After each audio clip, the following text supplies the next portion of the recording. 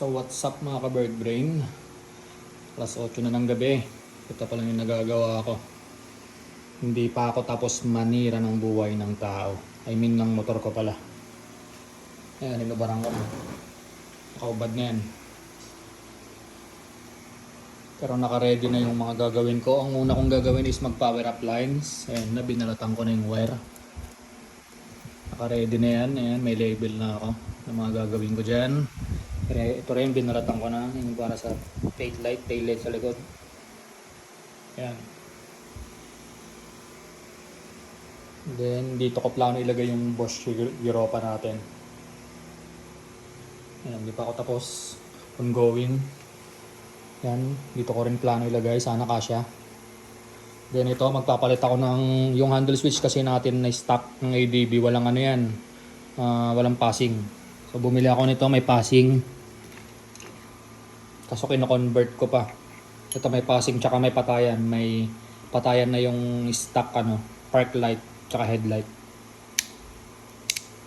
Gagawin ko siyang parang Yamaha style na may 3-way. May patayan yung park light tsaka headlight. Ayan, di pa ako tapos. Nililabel lang ko pa. Hinahanap ko pa yung ibang wire. Mga trigger, kung positive, negative ba. Tapos ito, in-install ko na to, yung riser. Ayan. Hindi ko alam kung maganda.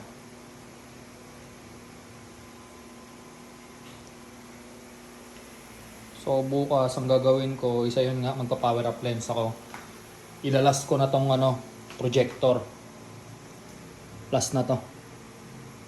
Kasi medyo matagal din to. Ayan yung ilaw niya. By LED, napakaangas. Yan ang kalat. Diba? Para ako nasa talyer. Yan, wasak-wasak. Yung iba dito, hindi ko na i-content kasi nauubos oras ko eh. Kagaya kanina, i-content ko sana na magkalas ng kaha. Kaso nauubos oras ko. Kasi nga, hindi ko pa kabisadong kalasin eh. Kasi nga, first time ko kalasin. Tsaka matitigas. Kasi nga, bago pa eh. Nauubos oras ko dun. Ayan, so yun lang naman mga ka-bird brain. Kita-kitsa lang tayo sa susunod na mga progress itong ADB. Update ko na lang kayo pagka yung mga nagawa ko na. Naabot na ako ng alas 8. Ang nakakatagal lang naman dito yung mag-trace ng mga wiring eh. Sige mga ka-bird brain, hanggang dito na tayo. Kita-kits susunod na episode.